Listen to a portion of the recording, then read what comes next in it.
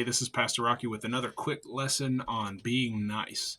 Today I want to talk about what I think is one of the most important and most practical verses in the Bible in regards to our behavior in turning a situation that could explode and being what the Bible calls a peacemaker.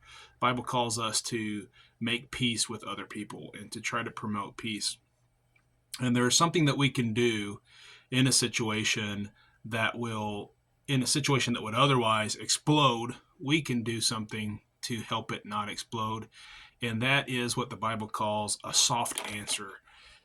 All right, in Proverbs 15:1, it says, "A soft answer turneth away wrath, but grievous words stir up anger." So the last thing we want to do when somebody is angry and they're coming at us, with this kind of Karen-like mentality, and it works everybody up and it makes them mad.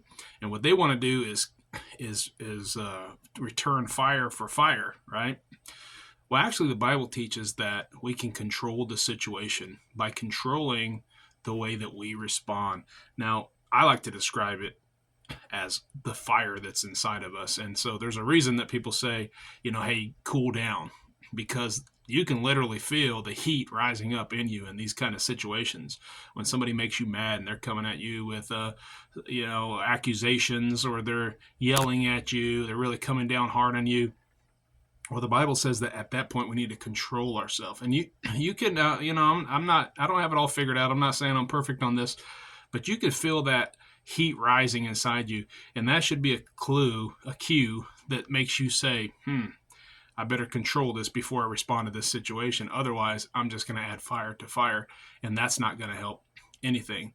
And so the Bible says that we as Christians can learn to control our tongue. And if we can learn to control our tongue, we could actually be better Christians and control our whole body. The Bible says in James chapter 3, the tongue is a fire, a world of iniquity. So is the tongue among our members, that it defileth the whole body, and it setteth on fire the course of nature, and it is set on fire of hell. Okay, but in verse 2 it says, "For in many things we offend all.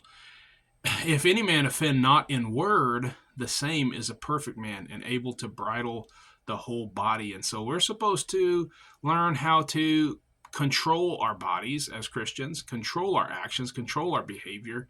And one thing that we can do that's going to help everything is learn to control our tongue and not just say the first thing that comes out in a moment of rage, in a moment of being heated. And that's called temperance. That's called self-control. A lot of people won't think that's a manly attribute, right? A soft answer. Oh, what are you, effeminate? No, actually, a soft answer shows that you can control your body, you can control a situation, and that's actually the sign of a good leader. That's the sign of a powerful person, okay? It's not an insult for somebody to be, we talked about meekness in the last lesson. It's not weak. Meekness is not weakness, and it's not a sign of being less of a person. In fact, it's exactly the opposite. If you can control your tongue and control a situation and be a peacemaker, it actually means that you're in charge, you're in control of that situation. And so we need to work on that as men, as Christians. We need to work at being what I'm calling Mr. Nice Guy. All right? God bless.